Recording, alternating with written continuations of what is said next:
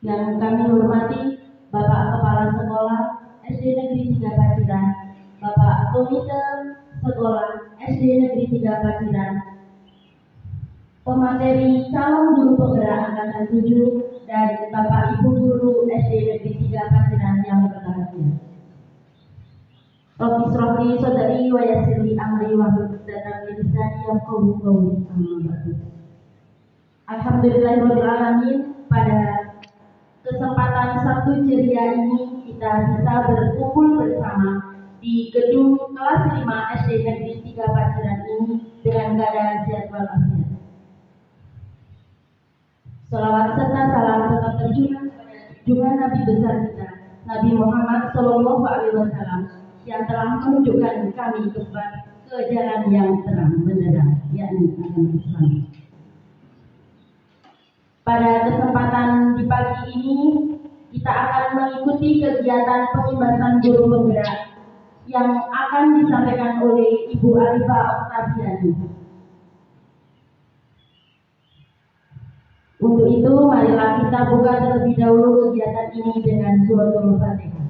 Al-Fatihah.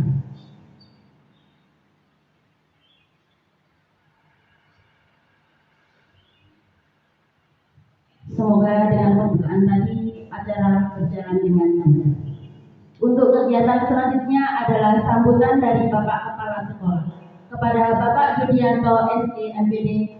Kepadanya kami Bismillahirrahmanirrahim. Assalamualaikum warahmatullahi wabarakatuh. Waalaikumsalam warahmatullahi wabarakatuh.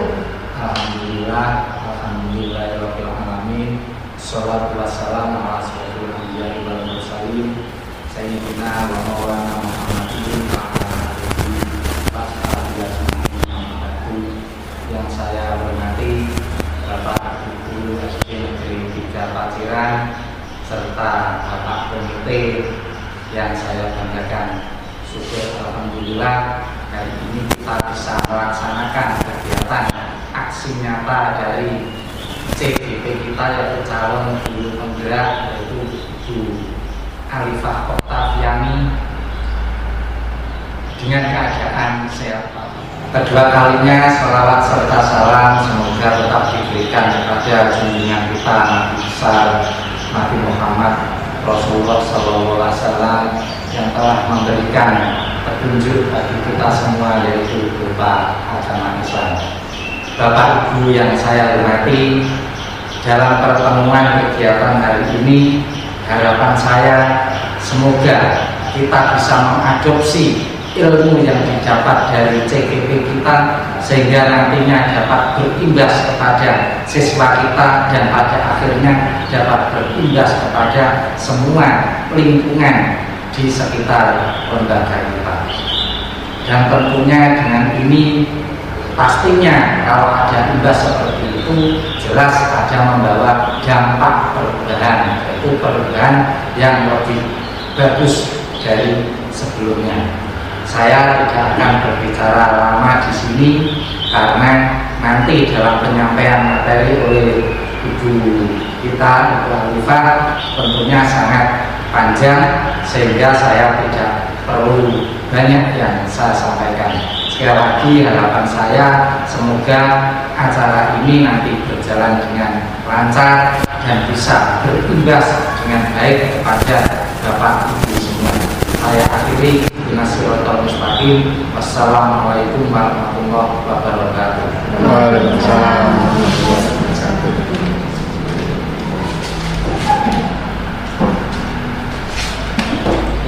Terima kasih kepada Bapak Judianto selaku Kepala Sekolah yang selalu memberikan dukungan kepada kita semua, dan biarkan guru-guru juga ikut maju untuk membangkitkan semangat di SD Negeri 3 Paciran ini.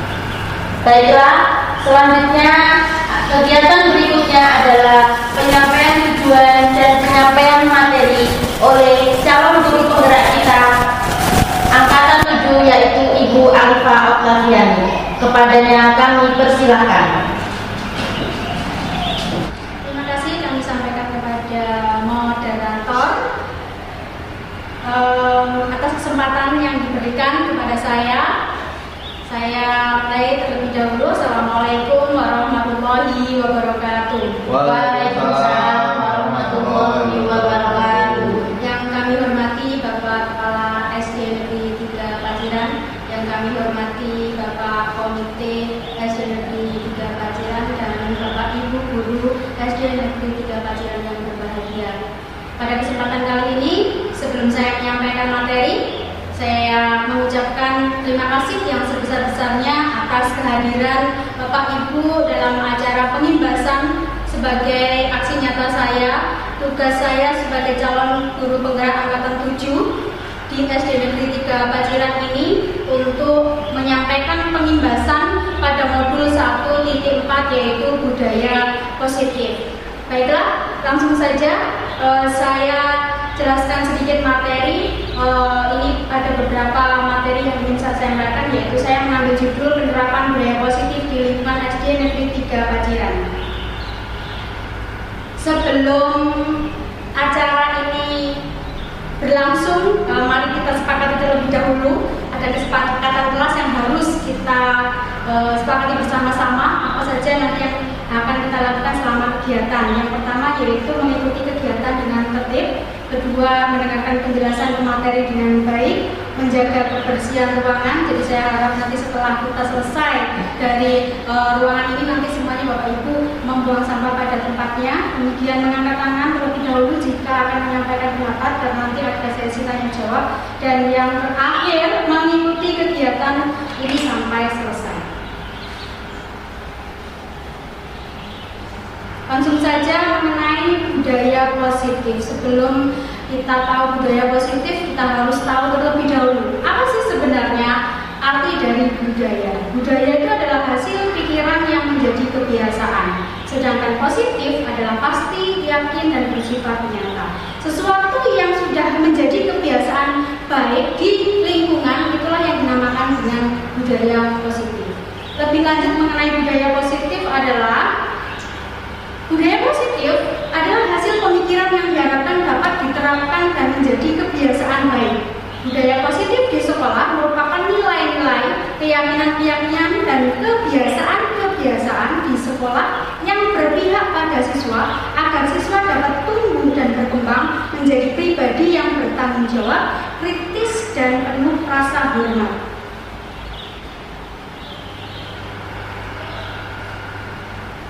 Budaya positif ini berkaitan dengan sekolah yang menumbuhkan nilai-nilai kebajikan. Sekolah itu diibaratkan sebagai taman tempat bercocok tanam, sehingga guru harus mengusahakan sekolah jadi lingkungan yang menyenangkan, menjaga, dan melindungi murid dari hal-hal yang tidak baik. Seperti kata filosofi Ki Hajar Dewantara ya, bahwa murid itu adalah benih-benih seperti benih padi, dan guru itu diibaratkan sebagai petani. Maka guru itu kewajibannya adalah menumbuhkan benih-benih itu, menjaga, menyiram, dan menyiangi rumput-rumput yang mengganggu supaya benih padi yang tumbuh itu bisa menjadi benih yang unggul, yang baik gitu. Nah, itulah diibaratkan kenapa sekolah itu diibaratkan seperti itu, kita bercocok tanam, menumbuhkan benih-benih kepribadian yang baik di sekolah. Berikutnya tentang nilai guru penggerak. Di sini, nama seorang guru adalah menciptakan perubahan-perubahan kecil dari ruang-ruang kelas dengan mengajar dan mendidik, mengantarkan peserta didik agar mampu mengimbangi tuntutan perkembangan zaman yang semakin kompleks serta kompetitif. Hal ini sesuai dengan nilai guru penggerak, yaitu ada nilai mandiri, reflektif, kolaboratif, inovatif, dan berpihak pada murid. Nah, masa depan dan kemajuan bangsa Indonesia itu bukan hanya mengandalkan kecerdasan. Jadi tidak hanya kita mendidik siswa itu tidak hanya untuk cerdas saja, tidak. Jadi kecerdasan yang dimiliki oleh generasi muda ini bukan hanya kecerdasan, tapi harus diimbangi dengan karakter yang baik agar mereka tidak salah dalam menggunakan kecerdasan tersebut. Karena kita banyak lihat sekarang orang pintar buahnya, tapi hanya membohongi orang lain, saking pintarnya. Nah gitu, kita tidak mau generasi kita nanti ke depan itu seperti itu. Pintar tapi dia tidak punya karakter yang baik. Nah, yang kita tumbuhkan karakter itu sekarang adalah agar sesuai dengan profil belajar Pancasila yang memiliki 6 dimensi itu. yaitu beriman, bertakwa pada Tuhan Yang Maha Esa dan berakhlak mulia. Kemudian berkepentingan global, bergotong royong, kreatif, bernalar kritis, mandiri, ya. Kalau disingkat kemarin makan roti manis gitu ya singkatannya untuk menggunakan minyak.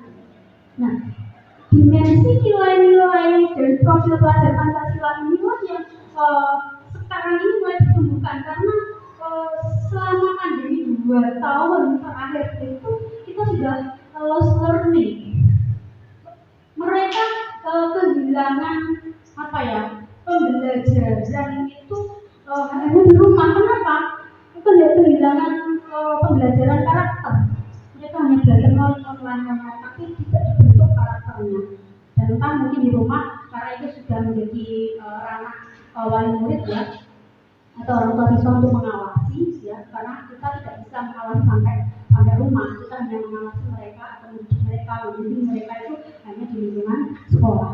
Itu tugas kita itu berat sekali, yaitu menciptakan karakter itu, menumbuhkan karakter profil belajar Pancasila yang sudah mulai menipis di generasi sekarang. Berikutnya, nah ada beberapa pertanyaan di sini. Bagaimana peran guru dalam membangun budaya positif yang berpihak pada murid? Bagaimana? Peran guru bagaimana? Lalu bagaimana membangun keyakinan atau visi sekolah yang menumbuhkan dan mengembangkan budaya positif? Apa saja kebutuhan dasar yang dibutuhkan seorang murid pada saat mereka berperilaku tidak pantas?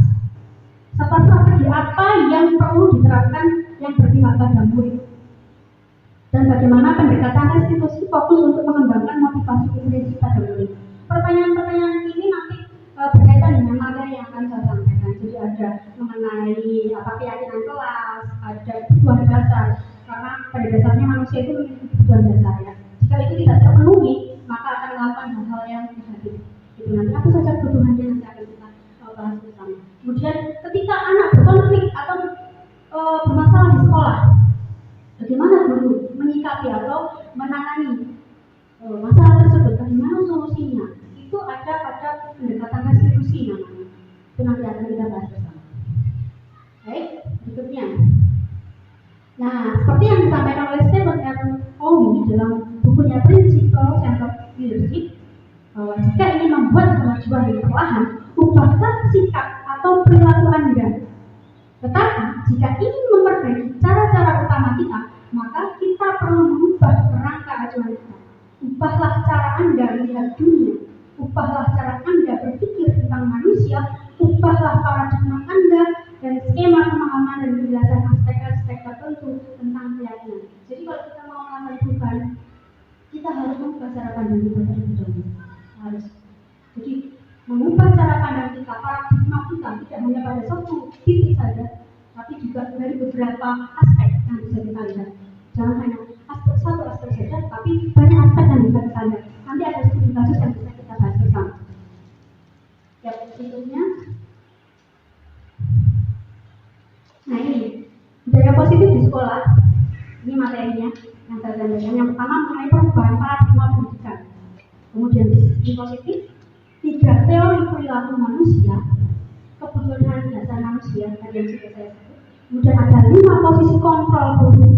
Jadi guru di sekolah itu sebenarnya memiliki posisi kontrol untuk mengontrol siswa ya ketika melakukan kesalahan dan segitiga restitusi itu untuk menyelesaikan masalah menggunakan segitiga restitusi dan keyakinan kelas. Nah ini sudah saya coba terapkan pada anak-anak dengan menggunakan keyakinan kelas. Hanya saja belum saya katakan kemarin ada beberapa kesepakatan dengan siswa jika mereka melanggar aturan itu, maka mereka harus ingat kemarin yang tidak mau tulis apa?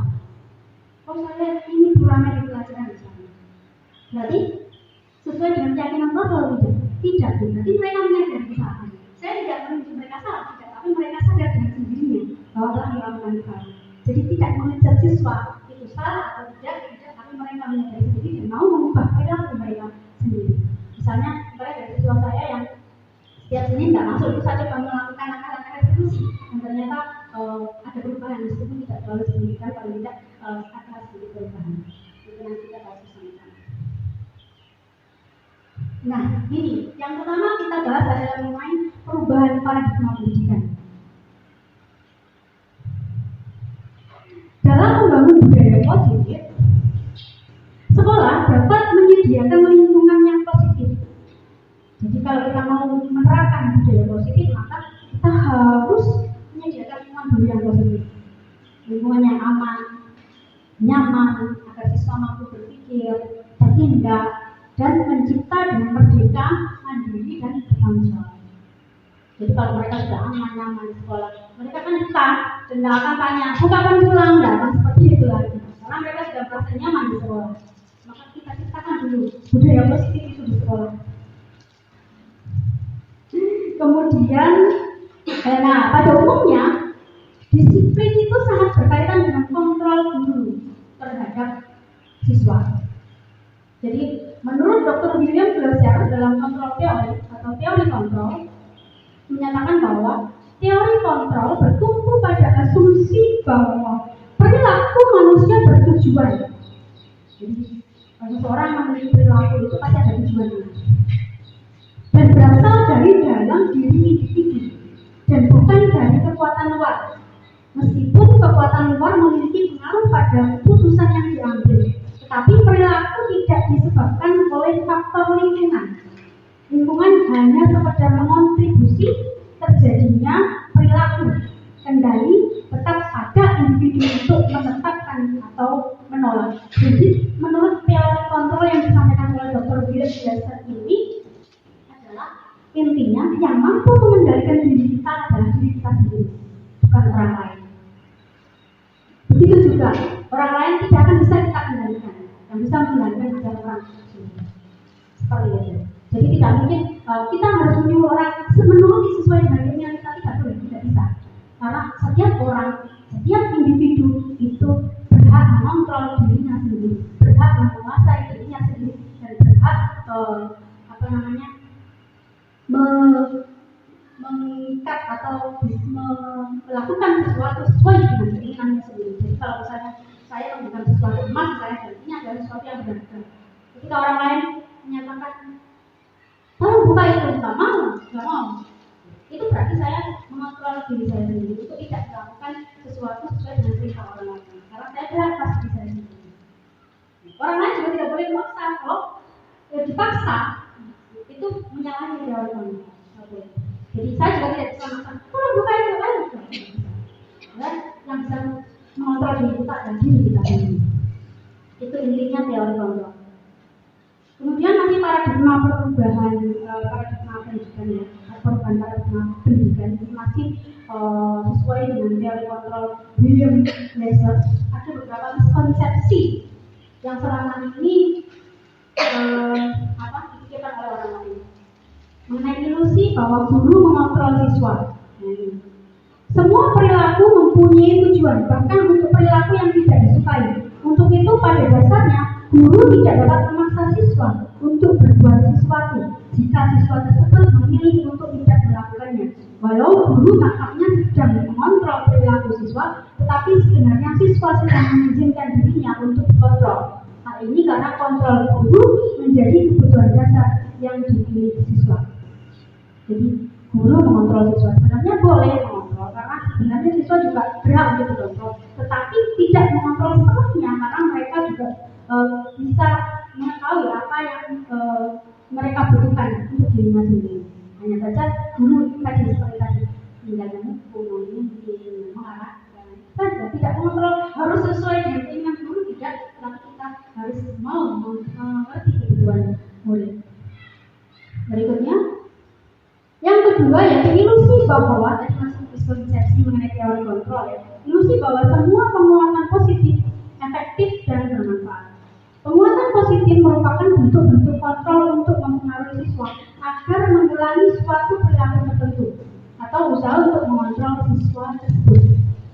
Dalam jangka waktu tertentu, kemungkinan siswa tersebut akan menyadarinya dan mencoba untuk menolak bujukan guru atau mungkin akan menjadi tergantung pada pendapat guru untuk berusaha. Kalau kita selalu mengontrol siswa kita, maka dampaknya adalah nanti akan ketergantungan siswa. Kalau nggak ada kontrol dari guru, maka mereka akan lengah. Yang ketiga yaitu ilusi bahwa kritik membuat orang merasa bersalah dapat menguatkan karakter. Menggunakan kritik dan rasa bersalah untuk mengontrol siswa membuat siswa menuju identitas yang gagal karena secara tidak langsung mengajarkan mereka belajar untuk merasa buruk tentang dirinya sendiri. Nah, kita di sini juga diingatkan bahwa kita tidak harus selalu menyalahkan anak. Kalau anak selalu disalahkan, nanti lama-lama dia akan mengajarkan kita mengajarkan kepada anak itu anak akan merasa buruk terhadap diri. Kalau aku salah terus ya, gitu. Berarti aku ini orang yang gagal. Kita akan seperti itu. Jadi menurut teori kontrol itu tidak boleh dilakukan. Jadi selalu menyalahkan orang, selalu seperti itu ya. Ilusi bahwa orang dewasa memiliki hak untuk memaksa. Perilaku yang memaksa tidak akan efektif untuk jangka waktu yang panjang dan bahkan dapat membentuk suatu permusuhan. Nah, kalau kita kalau kita memaksa anak untuk sesuai dengan keinginan kita, itu dampaknya nanti adalah dalam jangka panjang itu nanti bisa menciptakan permusuhan. Bahkan anak itu mungkin akan ingat seumur hidupnya. Ya, saya dari itu saya berikan ketika anak saya lakukan diskusi itu apa hal yang kamu ingat dari kelas 1 sampai kelas 5 itu? Ini bu, saya pernah dipukul ini itu ternyata menciptakan memori yang kuat di ingatan mereka. Itu akan berdampak jangka panjang. Mungkin bahkan nanti memusuhi gurunya atau seperti itu. Nah, ini tadi perubahan paradigma pendidikan ini berkaitan dengan stimulus respon, teori stimulus respon dan teori kontrol tentang pandangan dunia. Mana yang baik yang bisa kita terapkan adalah teori kontrol. Kalau stimulus respon memandang dunia itu realitas kebutuhan kita sama, padahal sebenarnya kan kebutuhan setiap orang beda ya. Nah, kalau menurut teori kontrol realitas kita itu berbeda, setiap orang memiliki kebutuhan yang berbeda. Sedangkan menurut stimulus respon ini semua orang melihat hal yang sama. Teori kontrol tidak, setiap orang memiliki gambaran yang berbeda. Setiap orang pasti punya berbeda, pandangan berbeda, memandang suatu hal itu pasti memiliki pandangan yang berbeda. Berikutnya stimulus respon itu kita mencoba mengubah orang agar berpandangan sama. Tidak bisa seperti itu. Tidak bisa, karena setiap orang menurut teori kontrol kita berusaha memahami pandangan orang lain tentang dunia. Kalau saya memandang dunia seperti ini, kalau kamu memandangnya saya B, kita saling memandang. Itu teori kontrol seperti itu. Jadi tidak benar, oh gitu saya bukan A, bukan B, tapi A, saya yang salah benar saya. Menurut teori kontrol itu kalau menurut stimulus respon. Nah, sekarang sudah mulai ditinggalkan itu teori stimulus. Yang mulai diterapkan adalah teori kontrol. Lagi perilaku buruk dilihat sebagai suatu kesalahan. Nah, ini pasti ya. Kalau seseorang memiliki perilaku yang buruk itu pasti sekarang itu bermasalah itu. Tapi menurut teori kontrol tidak. Semua perilaku itu pasti memiliki tujuan. Kenapa dia melakukan kesalahan atau kenapa melakukan hal itu? Itu pasti ada tujuannya. Orang lain bisa mengontrol saya, itu menurut teori stimulus respon. Tapi menurut teori kontrol hanya Anda yang bisa mengontrol diri Anda. Tadi sudah saya katakan, hanya diri yang bisa mengontrol. Jangan sampai kita kontrol orang lain. Nah, menyenangkan sekali ya. Gitu. Tapi kita harus mengontrol. Nah, cara mengontrolnya bagaimana? Kemudian saya bisa mengontrol orang lain, Anda tidak bisa mengontrol orang lain. Itu menurut teori kontrol. Pemaksaan ada pada saat tujuan gagal. Dipaksa, itu nggak bisa, tapi dipaksa. Itu menurut teori kontrol, kolaborasi dan konsensus ya, menciptakan pilihan-pilihan dan menjadi ada pilihan-pilihan yang bisa kita terapkan bersama untuk menciptakan satu solusi yang bisa mengubah masalah itu supaya tidak berlarut-larut. Kemudian terakhir model berpikirnya menang atau kalah itu stimulus respon. Sedangkan untuk teori kontrol model berpikirnya sama-sama menang, sama-sama senang, enak. Jadi saya senang, Anda juga senang. Jadi tidak ada yang merasa bersalah, tidak ada yang menang atau kalah, tidak ada. Tapi posisinya semuanya sama. Itu mengenai perbedaan teori stimulus respon dengan teori kontrol. Jadi mana yang harus kita terapkan adalah teori kontrol.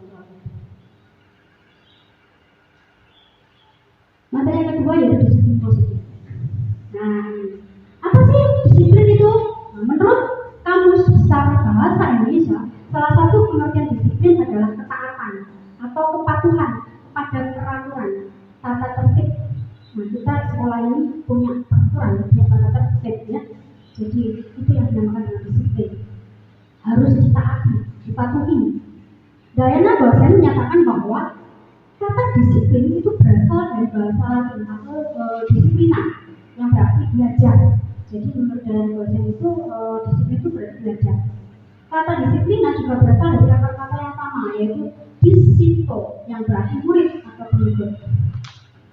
Menurut Ki Hajar Dewantara, untuk menciptakan siswa yang merdeka, maka syarat utamanya harus mempunyai disiplin yang kuat, yaitu disiplin diri yang berasal dari motivasi internal. Jadi motivasi dalam diri sendiri.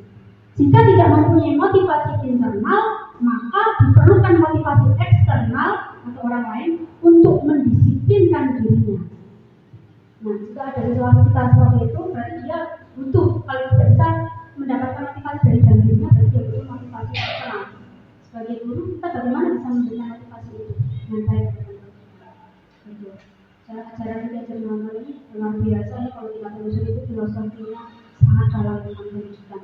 Bahkan itu dipikirkan jauh-jauh sebelum dari sangat kita. Dan ketika kita terapkan sekarang, di era sekarang ini, ternyata masih relevan dan nilai-nilainya bisa dipahami luar biasa.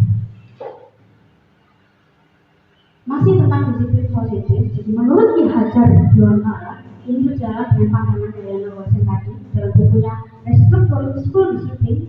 Untuk menjadi seorang murid atau pengikut, seorang harus paham betul alasan mengapa mereka mengikuti suatu aliran atau ajaran tertentu, sehingga motivasi yang terbangun adalah motivasi intrinsik, bukan ekstrinsik. Yang diharapkan anak-anak memiliki motivasi intrinsik, gitu ya. Diana juga menyatakan bahwa arti asli dari kata disiplin ini juga berkonotasi dengan disiplin diri dari murid-murid Socrates dan Plato. Jadi berawal dari filosofi Socrates dan Plato. Disiplin diri dapat membuat seseorang menjalani potensinya menuju kepada sebuah tujuan, sesuatu yang dihargai dan bermakna.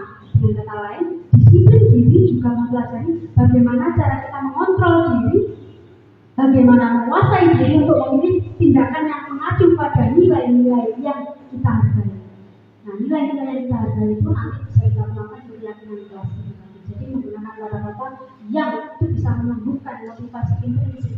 Ya, pilihan katanya harus tepat untuk bisa memotivasi intrinsik siswa, memiliki motivasi intrinsik. Terdapat 3 motivasi perilaku manusia menurut Diana dosen, yaitu yang pertama, untuk menghindari ketidaknyamanan atau hukuman. Seseorang berperilaku untuk menghindari permasalahan yang mungkin muncul dan berpengaruh kepada mereka secara fisik, psikologis, ataupun tidak terpenuhinya kebutuhan mereka bila mereka tidak melakukan tindakan itu. Jadi seseorang itu perilakunya dipengaruhi rasa ketidaknyamanan atau hukuman, melakukan sesuatu karena takut dihukum ataupun karena merasa tidak nyaman. Oleh karena itu dia memiliki motivasi seperti itu untuk melakukan tindakan. Yang kedua yaitu untuk mendapatkan imbalan atau penghargaan dari orang lain. Seseorang berperilaku untuk mendapatkan pujian, hadiah atau imbalan dari orang lain yang menurut mereka penting dan mereka letakkan dalam dunia berkelas mereka. Nah, motivasi yang kedua ini adalah dipengaruhi oleh seseorang melakukan kebaikan itu karena ada keinginan untuk dihargai, ada keinginan untuk mendapatkan hadiah atau mendapatkan imbalan, sehingga tidak murni dari dalam hati. Ada motif ingin diperhatikan ataupun ingin didapat penghargaan. Kemudian yang ketiga yaitu untuk menjadi orang yang mereka inginkan dan menghargai diri sendiri dengan nilai-nilai yang mereka percaya. Orang melakukan sesuatu karena nilai-nilai yang mereka yakini dan hargai. Motivasi ini akan membuat orang mempunyai disiplin positif karena motivasinya bersifat internal. Motivasi inilah yang sebenarnya diharapkan. Mengapa? Karena motivasi ini tumbuh dari dalam diri sendiri, motivasi internal. Karena melakukan suatu kebaikan itu karena dirinya ingin menghargai diri sendiri dan juga menghargai nilai-nilai yang sudah dipercaya. Itu diharapkan motivasi perilaku manusia bisa dengan cara yaitu karena dia ingin menghargai dirinya sendiri dan percaya pada nilai-nilai yang sudah dia miliki. Disiplin dan motivasi merupakan dua sisi mata uang yang saling berkaitan. Hal ini karena tujuan dari disiplin positif adalah menanamkan motivasi pada murid-murid kita yaitu untuk menjadi orang yang mereka inginkan dan menghargai diri sendiri dengan nilai-nilai yang mereka percaya. Ketika murid-murid kita memiliki motivasi tersebut, mereka telah memiliki motivasi intrinsik yang berdampak jangka panjang. Motivasi yang tidak akan terpengaruh pada adanya hubungan atau hadiah. Mereka akan tetap berperilaku baik dan berlandaskan nilai-nilai kebajikan karena mereka ingin menjadi orang yang menjunjung tinggi nilai-nilai yang mereka hargai. Nah, inilah yang diharapkan bahwa motivasi seseorang untuk melakukan disiplin positif itu adalah karena dia menghargai dirinya sendiri dan juga orang lain serta menghargai nilai-nilai yang sudah mereka percaya. Motivasi intrinsik itulah yang dibutuhkan oleh siswa.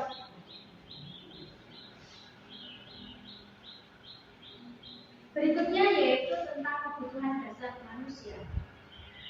Manusia pada hakikatnya adalah makhluk yang memiliki kebutuhan dasar dan dalam kehidupannya mereka berusaha memenuhi kebutuhan dasar tersebut.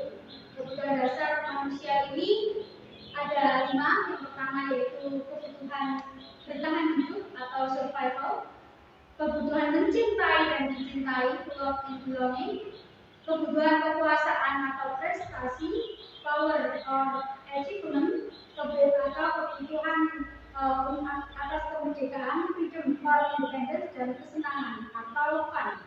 Ini menurut Oreo. Sedangkan menurut Bezer diyakini bahwa di antara kebutuhan dasar tersebut, kebutuhan mencintai dan dicintai merupakan yang utama dan paling sukar pemenuhannya.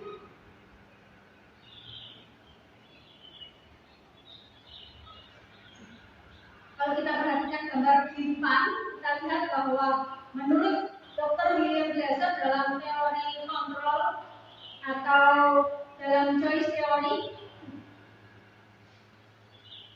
kebutuhan dasar manusia itu dibagi menjadi 5, yaitu love, tadi kebutuhan akan kasih sayang, fun, kebutuhan akan kesenangan, power, kebutuhan akan kekuasaan, freedom, kebutuhan akan kebebasan, ya, seorang yang pasti butuh bebas, dan survival, kebutuhan itu bertahan hidup.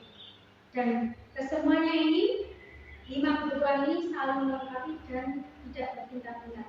Semuanya sama, setiap manusia memiliki kebutuhan ini. Sekarang ada pertanyaan seperti ini Bapak Ibu.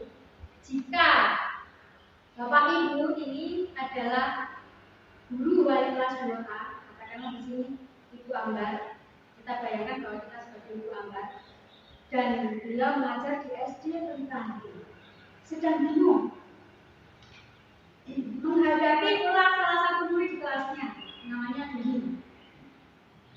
Beberapa anak di kelas 2A telah datang padanya dan mengeluhkan Doni yang sering kali meminta bekal makan siang mereka dengan paksa. Jika Anda menghadapi situasi seperti Ibu Ambar, jika Bapak Ibu menghadapi situasi seperti Ibu Ambar ini, apa yang akan Ibu Bapak lakukan? Dan menurut Bapak Ibu kira-kira apa alasan Doni melakukan hal tersebut? Kira-kira kebutuhan dasar apa yang belum terpenuhi? Apakah kebutuhan love, freedom, atau kebutuhan survival? Nah, mari kita simak bersama-sama. Kita kupas satu persatu kebutuhan dasar manusia. Yang pertama yaitu kebutuhan untuk bertahan hidup.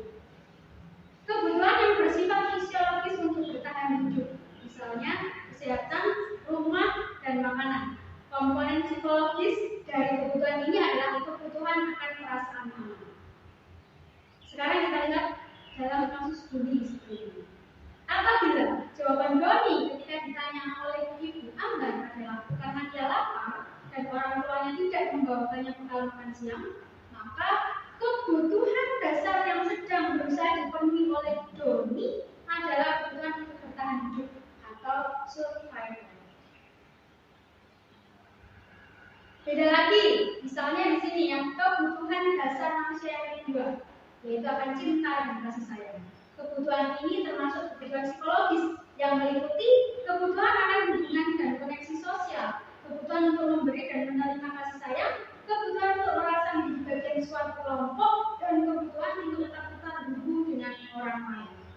Jika kita lihat dalam kasus Doni tadi, apabila Doni menjawab bahwa alasannya mengambil bukan bekal makanan temannya tadi karena dia merasa senang, jika temannya itu memperhatikan dia, maka di sini ketika temannya melaporkan tindakan Doni pada gurunya dan gurunya memberitahu orang tuanya, sehingga orang tuanya itu memperhatikan Doni, maka kebutuhan dasar yang sedang dipenuhi oleh Doni yang ingin dia penuhi adalah kebutuhan akan cinta dan kasih sayang. Jadi dia butuh cinta dan kasih sayang dari orang-orang di sekitarnya. Kebutuhan dasar yang ketiga yaitu kebutuhan penguasaan.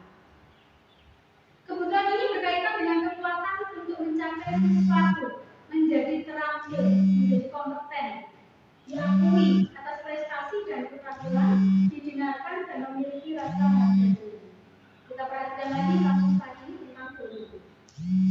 Apabila jawaban Doni adalah dia merasa hebat karena temannya jadi takut dengan dia dan menuruti keinginannya memberikan makanannya itu, maka sebetulnya Doni di sini sedang berusaha memenuhi kebutuhan dasarnya akan kekuasaan.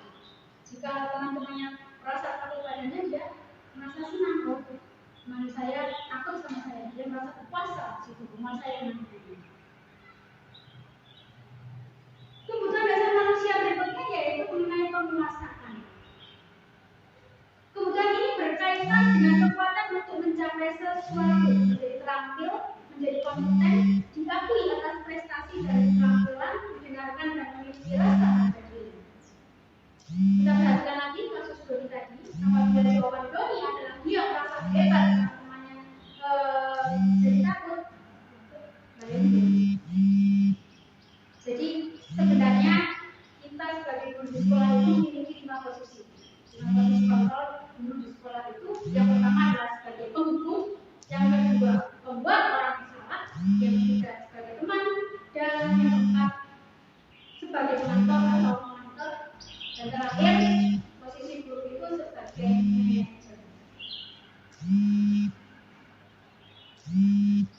Apabila guru yang menjalankan posisi penghukum di sini, jadi posisi yang pertama ini yaitu guru sebagai penghukum.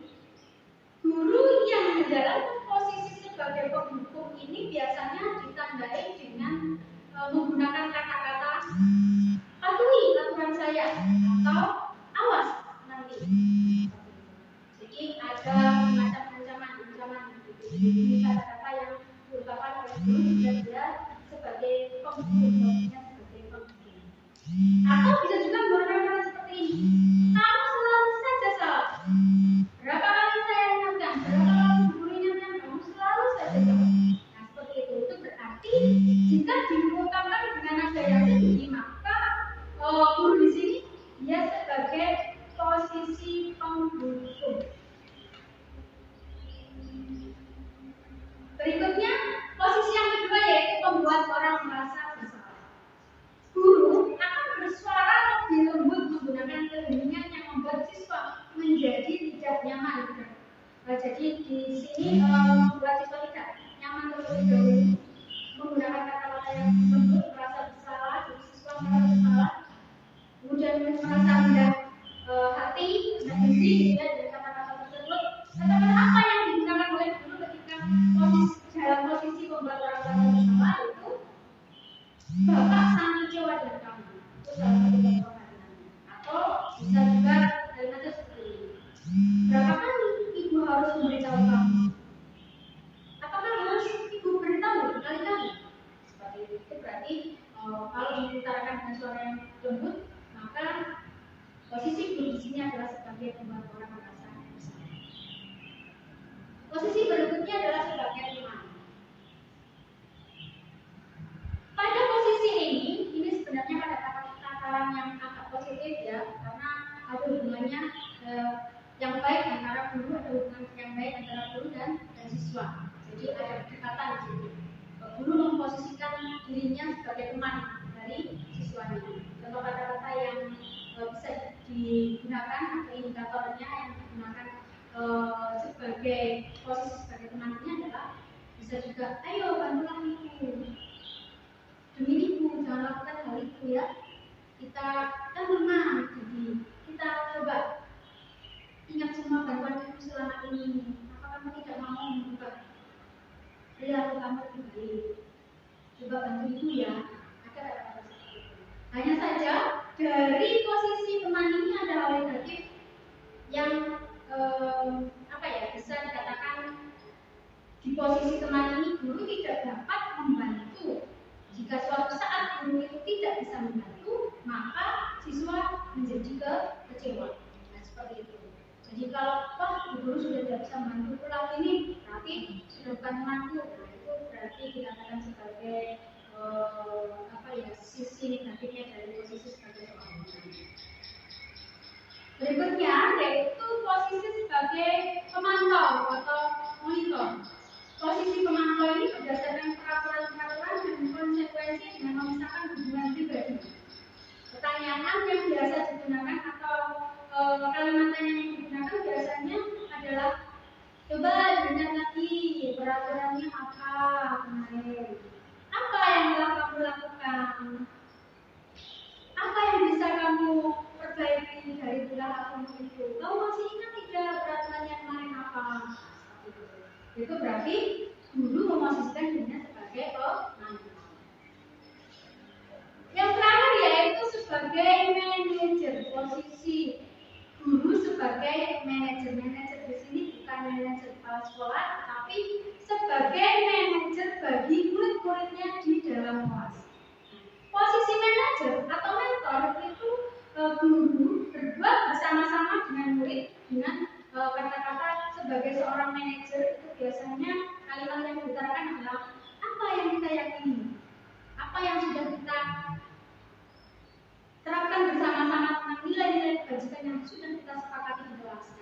Mengutarakan kalimat yang lebih menyadarkan anak tentang nilai-nilai kebajikan yang diyakini bersama. Atau bisa juga menggunakan kata-kata jika kamu meyakininya, apakah kamu bersedia memperbaikinya? Seperti itu. Jadi pada posisi manajer ini berarti antara siswa dan guru sudah memiliki kesepakatan kelas tentang nilai-nilai kebajikan yang sudah menjadi kesepakatan bersama. Jadi siswa jika melakukan pelanggaran atau melakukan kesalahan akan kembali kepada keyakinan kelas yang sudah disepakati bersama. Seperti itu. Satu kali ya, sedikit dulu ya.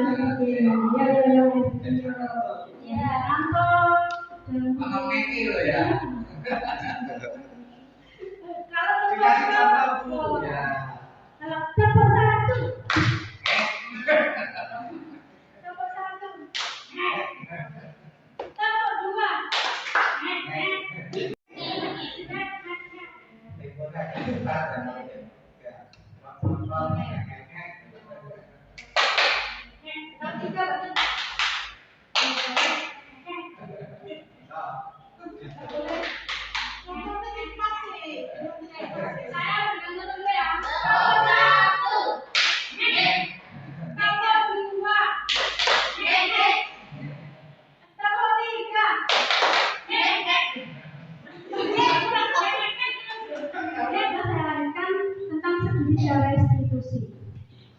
Sebenarnya apa sih restitusi itu? Restitusi itu adalah sebuah cara untuk menanamkan disiplin positif pada siswa. Jadi untuk menanamkan disiplin pada siswa itu disebut dengan restitusi. Menurut dosen, restitusi merupakan proses menciptakan posisi bagi siswa untuk memperbaiki kesalahan mereka sehingga mereka bisa kembali pada kelompoknya dengan karakter yang lebih kuat. Jadi diharapkan dari penyelesaian masalah yang menggunakan restitusi nanti siswa itu bisa memperbaiki kesalahan mereka. Restitusi dapat membantu siswa menjadi lebih mempunyai tujuan. Jadi tidak langsung menyangka siswa tidak, tetapi ada masalah yang diterapkan pada restitusi.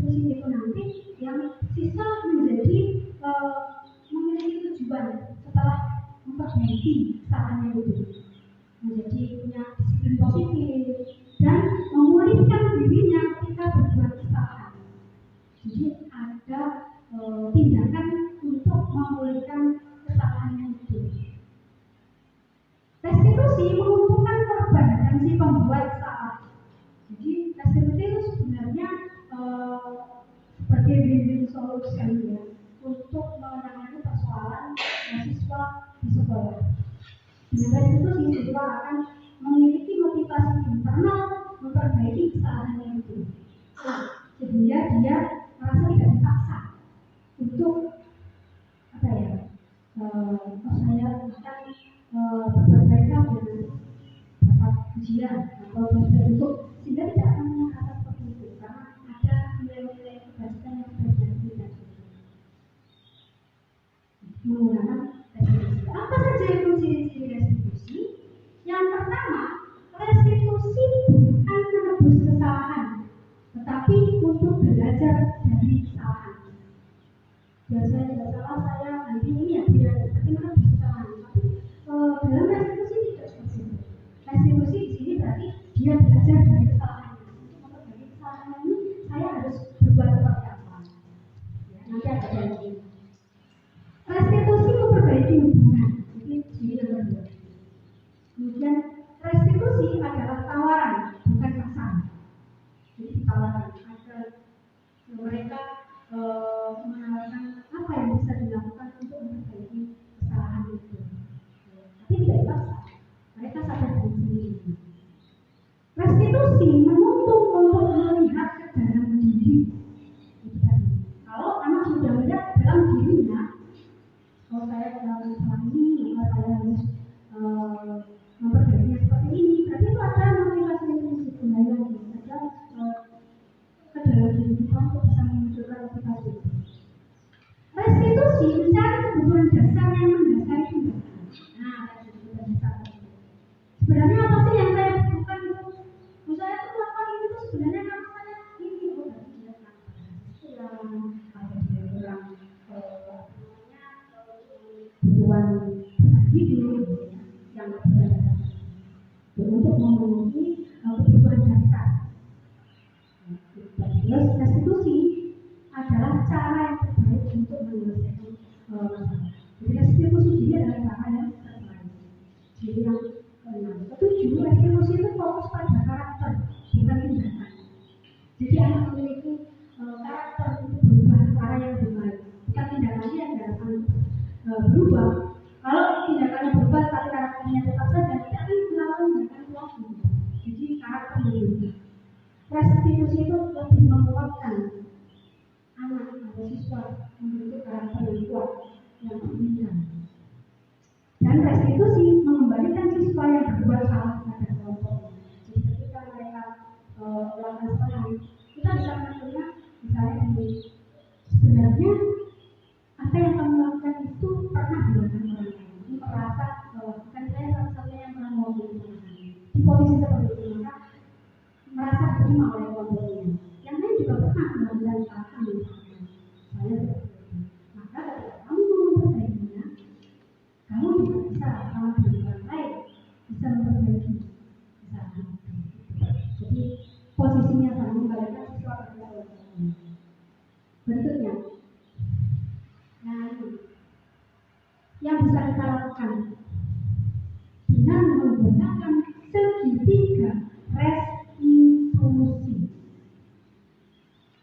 Ada tahapan-tahapannya. Jadi ketika kita menyelesaikan masalah yang dihadapi oleh siswa, itu ada 3 tahapan. Ya. Yang bawah adalah menstabilkan identitas. Jadi ketika kita menyelesaikan masalah siswa yang berat misalnya ya, kita bisa menggunakan tahapan-tahapan ini, saya ini menggunakan restitusi. Apa tahap pertama yang harus dilakukan untuk menstabilkan identitas siswa yang melakukan kesalahan misalnya ya? Dengan kata-kata seperti ini, setiap orang pasti pernah melakukan kesalahan. Nah, kalau sudah seperti itu, berarti tidak saya saja yang salah, orang lain juga pernah melakukan kesalahan. Anak akan menjadi stabil. Ya, maksudnya tidak akan terlalu tidak perlu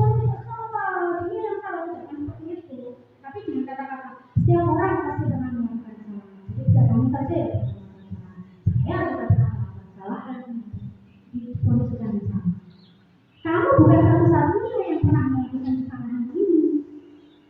Jadi tidak menyudutkan anak yang melakukan kesalahan itu masalah kita. Pada tahap pertama ketika menyelesaikan masalah jauh ujuk dimarahi, kemudian kamu harus dihukum begini begitu, tidak, tapi distabilkan duluan dengan menggunakan kata-kata seperti itu.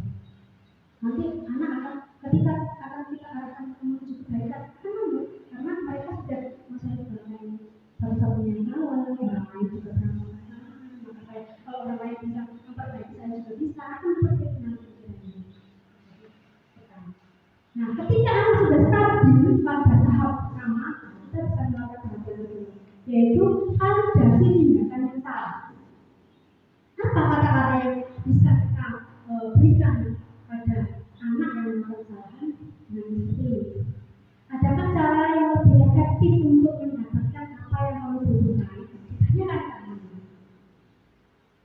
Sebenarnya apa yang kamu butuhkan? Nah, setelah kamu pernah melakukan kesalahan, dan semua orang pernah melakukan kesalahan. Sebenarnya apa yang kamu butuhkan? Sehingga kamu melakukan itu. Itu langkah yang kedua. Menggunakan validasi tindakan. Ya kan? Atau dengan kata-kata seperti ini.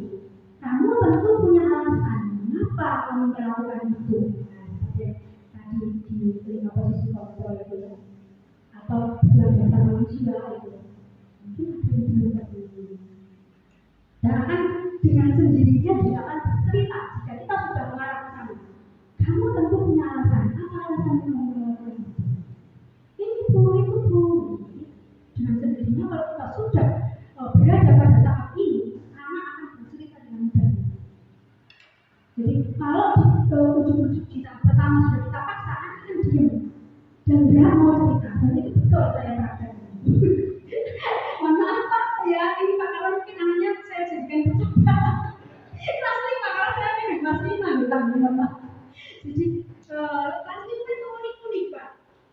Seperti itu. Jadi ketika mereka seperti itu, saya lalu ya posisi sebagai guru, sebagai apa namanya tadi ya yang guru itu, ketika saya mempelajari ini saya lebih lunak, dan ketika saya masuk ke dunia mereka, saya tahu apa yang mereka butuhkan.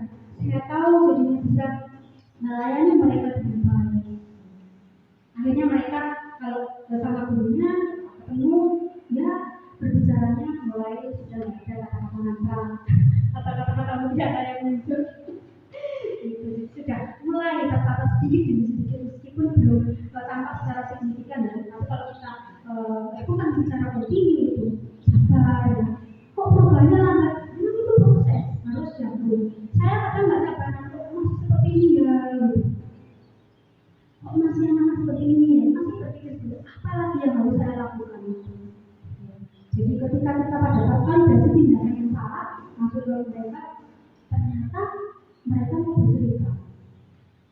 Ada yang menangis apa? Ketika saya paksa untuk bercerita tidak mau, karena saya tidak menstabilkan diri. Anak itu tidak ada stabilkan diri. Maka saya, tadi kenapa? Ada apa? Kamu diapain sama kamu?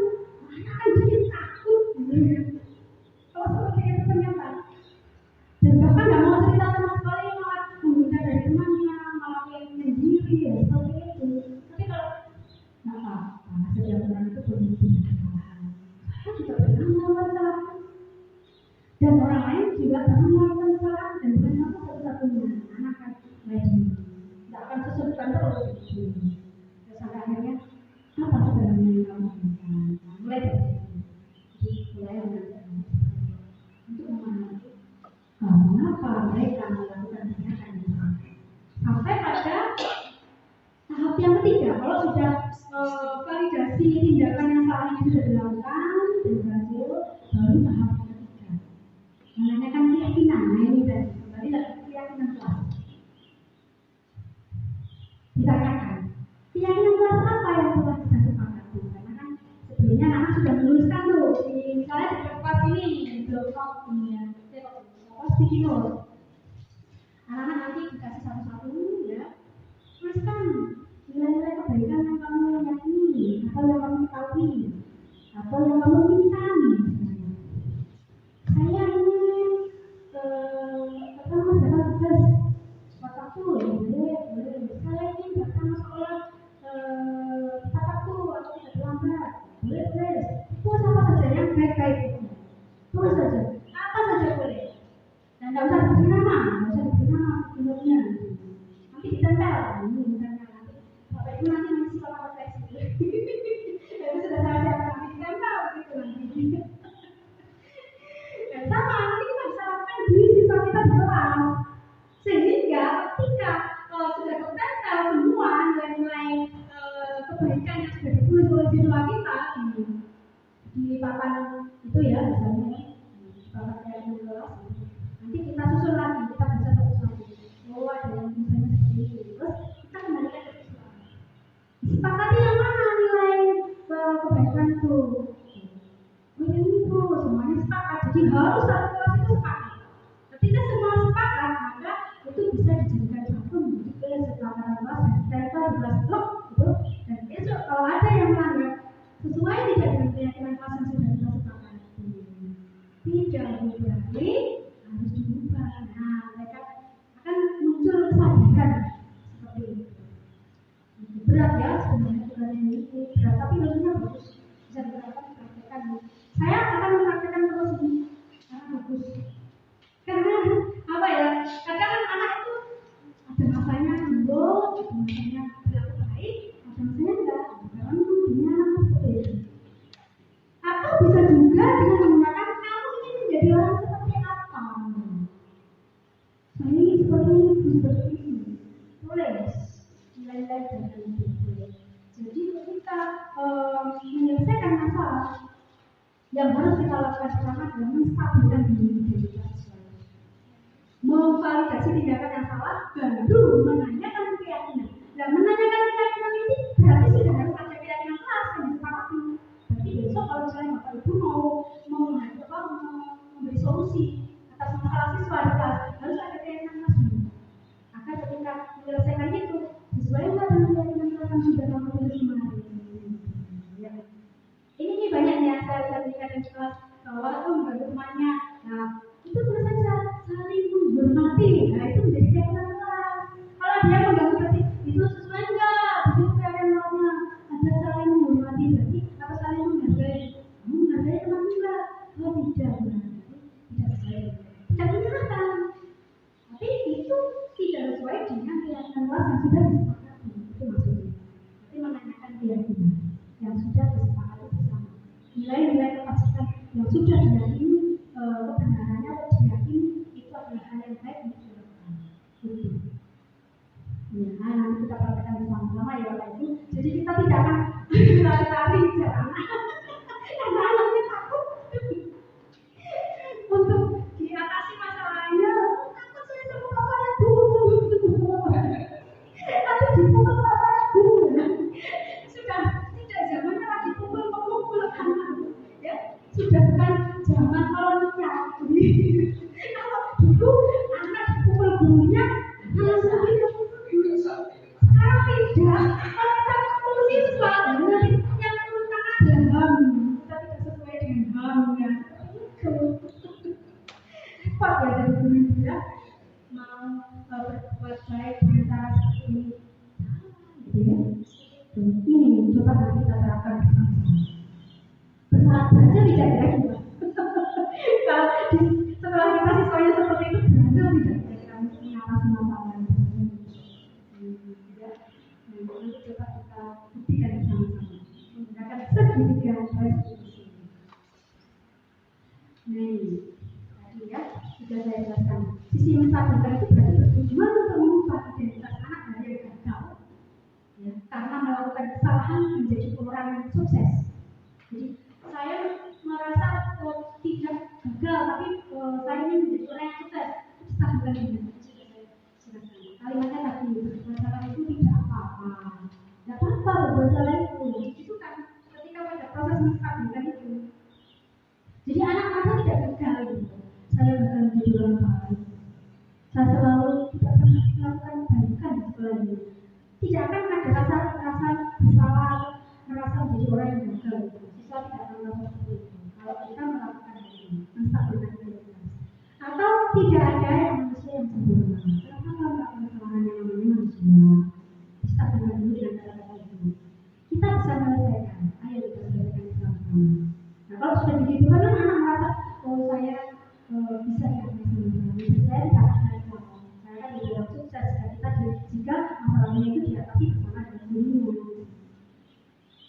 Atau misalnya ada dua siswa yang bertengkar, maka kata-kata siapa sih salah? Ini bu, itu juga tidak tepat. Jadi kalimat yang bisa digunakan adalah Bapak tidak tertarik, saya tidak tertarik mencari siapa yang salah. Tapi Bapak saya ingin mencari solusi dari permasalahan ini. Saya tidak butuh siapa yang salah dari kedua, dari kalian berdua. Tapi mari kita selesaikan masalah kalian berdua bersama-sama. Tidak ada yang salah, tidak ada yang benar. Ayo kita selesaikan. Apa yang harus kita lakukan? Jadi tidak menyalahkan salah satu pihak. Ketika anak fokus pada kesalahan, nah ini kalau anak yang difokuskan pada kesalahannya, maka akan sulit untuk melakukan restitusi. Kalau anak kesalahanmu itu ini, ya, dibebani dengan beberapa catatan apa yang sudah dilakukan kesalahannya, maka nanti dampaknya itu adalah rasa bersalah. Anak merasa lagi anaknya menjadi bisa konsentrasi belajar, terus merasa bersalah berarti dia identitasnya kalau saya menjadi orang yang karena selalu salah gitu ya. Merasa bersalah membuat kita terperangkap pada masa lalu. Akan anak terus teringat masa lalu bahwa saya pernah melakukan kesalahan. Kalau ditekankan anak merasa bersalah, itu nanti akan selamanya berada di otaknya itu adalah saya salah pada orang yang salah. Yang sudah tidak bisa diubah lagi. Kalau sudah seperti itu nanti rusak ya. Kalau sudah merasa benar kalau selalu salah. Ini juga bisa kita terapkan pada anak-anak kita di rumah ya sebenarnya. Jadi jangan selalu menyalahkan anak melakukan kesalahan, pasti ada yang mendasarinya. Kita ajak ngobrol baik-baik. Dari kita bilang kalau kecil salah terus nanti dampaknya adalah ke psikis anak jangka panjang. Ya, berikutnya yang kedua kita akan dari tindakan yang salah. Nah, di sini restitusi tidak menyarankan guru berbicara pada siswa bahwa melanggar peraturan adalah sikap yang baik, tetapi dalam restitusi harus memahami alasannya dan memahami bahwa setiap orang pasti melakukan hal yang terbaik pada waktu tertentu. Kita melakukan mengatakan pada siswa adalah kita bisa melakukan hal yang terbaik. Untuk itu perlu dilakukan validasi terhadap kebutuhan dari siswa dengan menggunakan kalimat seperti ini, kalimat ini. Padahal kamu bisa melakukan yang lebih dulu dari ini. Ini tidak melakukannya kan? Nah, sebenarnya bisa loh kamu lebih dulu dari ini. Bahwa tindakan yang dilakukan dia itu tidak buruk, tapi kita mengatakan itu dengan menggunakan kata-kata ada yang lebih dulu dari yang kamu lakukan. Oh berarti saya masih belum gitu ya. Masih bisa diatasi, tidak perlu kamar. Ada anak akan merasa tidak bersalah ya. Ada rasa anak kesalahannya itu tidak betul-betul fatal. Kamu pasti punya alasan mengapa kamu melakukan itu. Kita tanyakan alasannya. Kamu boleh mempertahankan sikap itu. Ya boleh silakan saja kamu melakukan hal itu, tapi kamu harus menambahkan sikap itu. Sikap apa yang harus kita lakukan agar kamu bisa memperbaiki dari kesalahan itu? Sikap yang baru yang belum pernah kamu lakukan. Nah itu ditanamkan sikap itu, sikap yang positif, ya, terutama sikap yang positif. Dan yang ketiga tadi menanyakan keyakinan bahwa anak telah siap untuk dihubungkan dengan nilai-nilai yang dipercaya dan berpindah menjadi orang yang demikian. Kalau sudah memiliki nilai-nilai yang dipercaya, berarti nanti anak itu akan menjadi berpikir apa yang saya inginkan. Saya ingin menjadi apa sih? Saya ingin menjadi orang seperti apa sih? Apa yang kita percaya sebagai kelas? Apa yang kita percaya sebagai keluarga? Kita tanyakan berdua. Apa nilai-nilai yang sudah kita sepakati dengan ya, kamu mau jadi orang seperti apa sih? Kami kan itu di akhir. Nah, sekarang yang terakhir adalah keyakinan kelas. Ini nanti coba kita baca bersama di kelas masing-masing. Ya, nanti kelas satu lagi, ya, kapan keyakinan kelas sama itu. Gak apa-apa, anak-anak kecil-kecil loh, apa kamu nggak bisa baca menulis kan? Nah ini diajari menulis, diajari menuangkan nilai kebaikan yang bisa kita lakukan. Sederhana saja, nggak usah menulis. Menjaga kelas bersih, itu sudah nilai kebaikan. Anak akan memiliki peduli pada lingkungan, memiliki rasa peduli. Membuang sampah pada tempatnya boleh. Ya, buat keyakinan itu apa? Keyakinan itu adalah nilai-nilai kebaikan atau prinsip-prinsip yang disepakati secara universal. Orang akan lebih semangat atau bergerak untuk melaksanakan keyakinannya daripada hanya mengikuti aturan. Kalau anak sudah memiliki keyakinan, aturan itu pasti akan terlaksana dengan sendirinya. Daripada anak memakai peraturan, tetapi tidak memiliki keyakinan dalam dirinya, aturan itu hanya akan sekedar tulisan saja, tidak akan dilaksanakan. Karena apa? Tidak ada keyakinan dalam diri setiap anak, tidak memiliki motivasi prinsip untuk melakukan kebaikan-kebaikan karena tidak memiliki keyakinan itu tadi. Tapi kalau sudah memiliki keyakinan, maka aturan apapun mereka akan dengan sendirinya mengikuti keyakinan tentang nilai-nilai. Makanya kita nanti kalau anak menuliskan sendiri nanti akan pasti itu. Oh iya ya, nanti saya nulis ini di kelasnya Bu Dewi itu harus membuang sampah pada tempatnya. Kok saya membuang sampah sembarangan? Pasti akan karena itu sendiri ya diyakini itu sebagai suatu kebenaran, kebaikan. Anak akan menjadi lebih disiplin.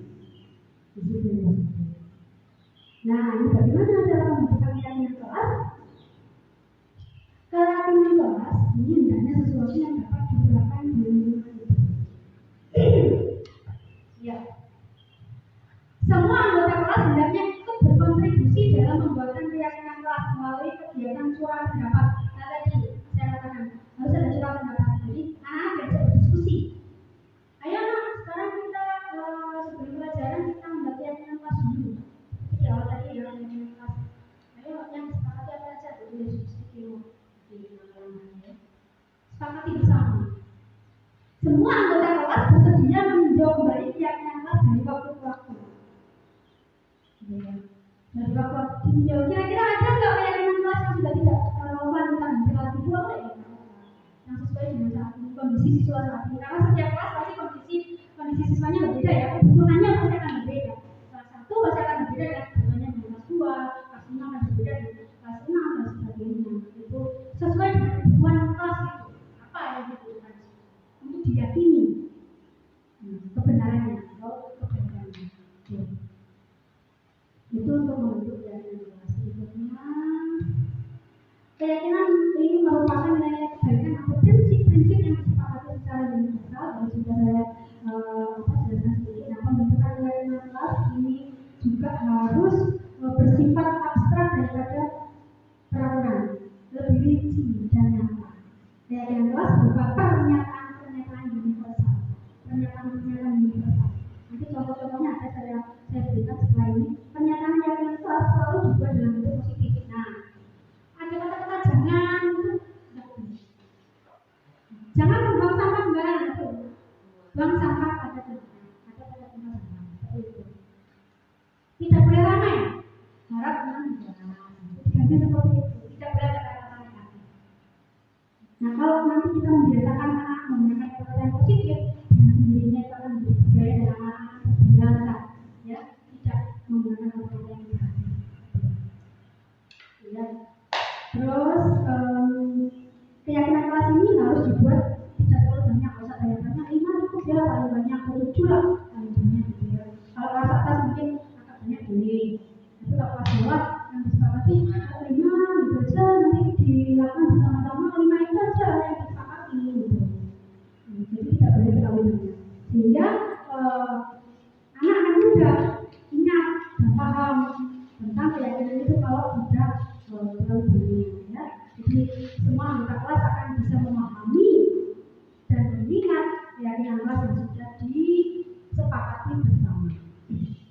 Hal-halnya ini ya memberikan kesempatan kepada semua siswa yang nanti bisa ada waktu luang gitu ya, pada jam 4 boleh istirahat, atau pas sebelum KBM boleh dimulai membuat keyakinan kelas gitu ya, mencatat beberapa peraturan yang bisa disepakati bersama, mencatat masukan-masukan dari siswa, karena harus ada kolaborasi dari siswa.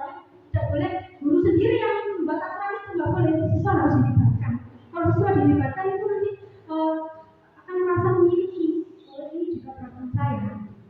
Itu kan yang peraturan guru bukan saya. Nanti dibalik begitu kalau anak itu kan tidak kritis gitu ya, kritik gurunya itu. Kan saya bukan buat guru, saya kan seperti itu. Terus menyusun keyakinan kelas sesuai dengan prosedur. Satu, tidak mengeluarkan kata negatif, ya, lupa kalimat negatif. Yang sudah dicatat siswa tadi, bikin notanya sudah didaftar lagi. Yang sama, ini salah satu saja. Lalu nanti disepakati, dibacakan depan. Ya, lalu kita tarik satu kesimpulan. Oh, yang kita sepakati ini, ya perlu. Anak-anak harus dilibatkan untuk membuat kesepakatan itu. Ini harapan kita untuk memberikan. Berikutnya langkah-langkahnya adalah selain yang tadi sudah saya kemukakan, meninjau lagi, meninjau ulang yang sudah dicatat tadi. Coba kita baca lagi bersama. Kira-kira terlalu banyak atau tidak, atau terlalu sedikit, atau kira-kira kalimatnya terlalu panjang tidak ini. Nah, baca lagi. Setelah keyakinan selesai dibuat dan ditinjau ulang oleh semua anggota kelas itu dan disetujui, maka ditandatangani dengan guru dan siswa. Harus ada tanda tangan semacam tanda tangan kontrak itu. Kemarin kan sudah menandatangani itu keyakinan kelasnya, itu masih dilanggar. Sesuai tidak apa yang melakukan itu dengan keyakinan kelas yang sudah kita sepakati? Tidak boleh. Anak akan merasa seperti itu, dibaca, akan mengubah dengan sendirinya kalau sudah memiliki motivasi intrinsik tadi. Dan setelah itu keyakinan kelas yang merupakan ditempel di dinding kelas yang kira-kira mudah dilihat. Ketika anak masuk kelas itu mudah melihat keyakinan kelas saya. Selalu membaca itu, jadi ditulis yang besar-besar saja, maka akan ditempel. Jadi ketika anak mau melakukan itu, kok saya membaca itu ya, nggak sesuai dengan yang sudah disepakati. Nanti akan dengan sendirinya akan membaca. Meskipun kita tahu ya bahwa literasi anak kita itu masih rendah ya, masih rendah, tapi tidak apa-apa. Nanti kalau lama-lama biasa melihat kan dibaca juga gitu, ya kan? Nah itu membiasakan itu. Dicoba ya, ini tadi sudah keyakinan kelas yang bisa kita lakukan dari hukuman, sanksi atau konsekuensi dan resolusi yang paling bagus dan sebagai identitas yang berhasil adalah di posisi restitusi ini. Menciptakan disiplin positif. Jadi dengan menerapkan keyakinan kelas, hukuman itu merupakan identitas gagal dan disiplin di sini adalah identitas yang berhasil. Identitas seseorang dikatakan berhasil, memiliki identitas yang berhasil adalah ketika dia bisa melakukan disiplin. Tapi kalau anak itu dihukum, dia akan memiliki identitas yang saya rasa menjadi orang yang saya pasti akan begitu. Tapi kita tanamkan kepada anak kita bahwa kalian menjadi orang yang kalian akan menjadi orang yang sukses dengan menerapkan disiplin yang positif. Ya. Berikutnya saya bacakan ini contoh anak melanggar. Melanggar apa? Melanggar menggunakan HP dalam batas waktu yang disepakati. Ini mungkin di kelas yang di sekolah yang sudah mewajibkan siswa membawa HP ya. Ada sekolah-sekolah tertentu yang boleh siswa membawa HP gitu ya. Tapi hanya dipakai pada waktu-waktu tertentu. Ada seperti itu. Waktu-waktu tertentu. Saya juga pernah siswa saya suruh membawa HP tapi ada jam-jam ini. Nah, ketika anak melanggar itu batas waktunya, kita menggunakan konsekuensi atau hukuman. Waktu menggunakan HP dikurangi itu konsekuensi. Tapi kalau guru tidak boleh makan camilan favorit misalnya, berarti itu tidak ada hubungannya dengan kesalahan. Ketika kita beri hukuman itu seharusnya bukan hukuman ya, konsekuensi yang berhubungan dengan kesalahannya. Kita memberikan konsekuensi dengan kesalahan yang dia lakukan. Kalau dia melanggar, kalau memakai HP dan batas waktu yang telah ditentukan, maka yang dikurangi, tidak boleh pakai HP lagi. Itu berarti termasuk ada konsekuensi. Selama ini yang kita pahami adalah hukuman itu tidak sesuai dengan kesalahan yang dilakukan. Kemudian membuat alarm untuk mengingatkan diri, misalnya dia ini sudah batas waktunya, tidak boleh menggunakan HP, tidak membentak atau mengancam. Terus saat menggunakan HP, teman kita sendirian di kamar, jadi tahu batasnya kapan harus menggunakan. Sementara kalau hukuman itu ada beberapa hal yang tidak masuk akal, dan ada yang memang tidak memberikan pengalaman belajar. Pokoknya tidak kita usahakan anak itu tidak melakukan hukuman kepada anak, karena nanti tidak akan terjadi kesalahan. Ini contoh yang kelas yang bisa nanti diterapkan. Ya. Setiap anggota kelas perlu belajar. Setiap siswa harus senang, jangan boleh ada yang nangis. Senang. Setiap siswa senang, setiap siswa bisa merasa aman. Ada juga percaya dan menghormati orang lain. Yang jelas ketika kita membuat keyakinan kelas itu harus menggunakan kata-kata yang positif tadi. Dan disepakati oleh semuanya. Karena nanti cari kata-kata yang sederhana saja yang tidak dipahami oleh orang lain. Kita minggu depan mungkin sudah bisa jalan ya. Anak-anak nanti juga satu-satu. Kita gini ya, beli yang warna-warni, nanti anak-anak ada yang suka kuning, ada yang suka hijau. Silakan pilih. Nanti dituntun untuk membuat menuliskan yang luas. Nanti bisa kalau sudah disepakati semuanya dan ditandatangani oleh siswa, nanti diketikkan nama bu warna dan ditempel dalam ketik huruf yang besar gitu. Ini kesepakatan kelas semua yang sudah lumayan ada perubahan tingkatan misalnya saya dan anak-anak membuat kesepakatan datang ke sekolah depan waktu dan tidak banyak sebelum jam 7 sudah berangkat loh. Alhamdulillah saya ya sudah ada perubahan, jadi tidak lebih batas waktu sampai jam 7 lebih atau sampai jam 8 makanya dari sampai jam 8 baru sampai sekolah. Anak-anak sudah baik 1, 2 terus saling menghormati, sudah nggak ada lagi yang mencela ngolong-ngolong, sudah berkurang, tidaknya berkurang. Jadi kalau ada yang ngolong-ngolong itu sudah paham bahwa dulu pernah menikmati bahwa saling menghormati, menjaga kebersihan kelas. Ketika selesai makan, anak-anak itu kan membawa makanannya bekal dari rumah. Selesaikan dulu, karena saya tahu pelajaran tidak akan saya mulai ketika mereka lapar. Nanti nggak mau konsentrasi. Jadi saya tanya, sudah makan atau belum? Masih gitu. Belum ya, Bu. Kalian dibawa pulang nggak? Harus makan. Sampai selesai. Dan mereka langsung buang. Itu macam nggak di kelas, langsung buang. Karena mengerti harus menjaga kebersihan kelasnya. Dengan sendirinya, ya. Terus bertanggung jawab pada kelasnya. Menjaga kelasnya dengan rapinya. Mereka, ayo Bu, kita tolong Bu. Saya dibantu mereka. Luar biasa. Ada perubahan karakter. Itu karakter loh. Kita tidak menciptakan anak yang cerdas dulu, tidak. Kita menciptakan karakter dulu. Penting itu. Karena kita sudah lama tidak mendidik kita dengan tahun. Karakternya itu luar biasa. Begitu ke sekolah karakternya nggak karuan gitu. Setelah pandemi berakhir, sama guru nggak sopan, ngomongnya aduh, gitu ya. Prihatin saya. Bahwa generasi Indonesia bukan seperti ini. Gitu ya. Jadi percuma kalau pintar tapi nggak suka sombong gitu. Itu yang bikin kita ya. Dan yang lain disiplin saat belajar.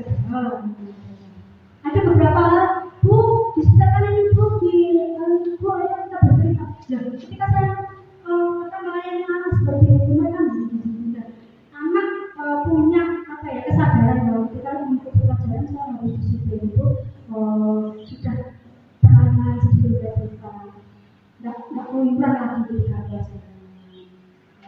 Izin kalau mau pulang, Bu saya mau pipis, Bu saya mau ke kantin, tapi mau ke kelas ibu sudah izin, saya terapkan itu. Sudah mulai mengenal catatan sedikit karakter ini terutama ya. Kalau mereka sudah ditata demikian, nanti kita akan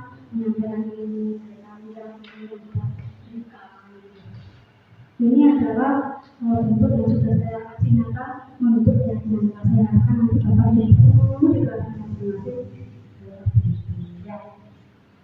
Dan terakhir, terima kasih sudah dengan setia mendengarkan penjelasan dari saya mengenai penerapan budaya positif di sekolah kita. Untuk sesi tanya jawab berprofesi, ada yang mau bertanya?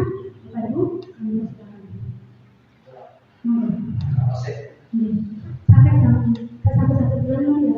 Oh, sudah dilatih. Sedikit lagi. Ada? Wah, materi banyak saya bingung orang tidak yang waktu tugas ini begitu buka modulnya bertumpuk-tumpuk. Saya sangat bingung. Saya dipenuhi dengan teori waktu itu karena belum pernah sama sekali belum melakukan waktu itu. Jadi ketika saya pengalaman saya lakukan ternyata menyenangkan juga. Jadi yang mau tanya? Ini menurut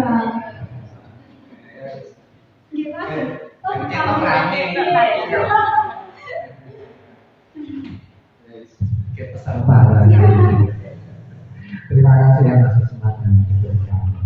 Pada intinya tadi yang dijelaskan adalah panjang lebar bagaimana dengan panjang lebar tentang dinamika pendidikan di negara kita.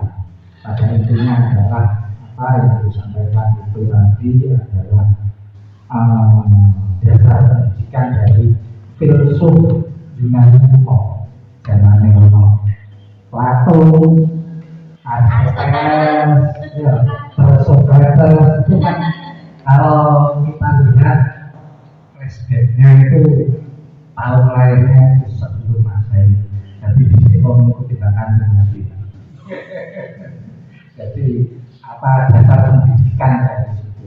Nah, cuma yang saya cermati sambil saya tadi main HP itu sekilas intinya adalah pembelajaran saat ini adalah pembelajaran yang penuh kesadaran akan diri siswa. Beda dengan zaman ini tahun asuh lainnya. Saya kira asuh bagaimana ya zaman dia. Kalau dulu kan artinya robot militer sedikit dari setengah yang militer ya salah. Tapi kalau saya memperhatikan itu semua ada plus minus. Karena apa yang saya alami sekarang memang pada saat di sekolah ya, ada pemaksaan.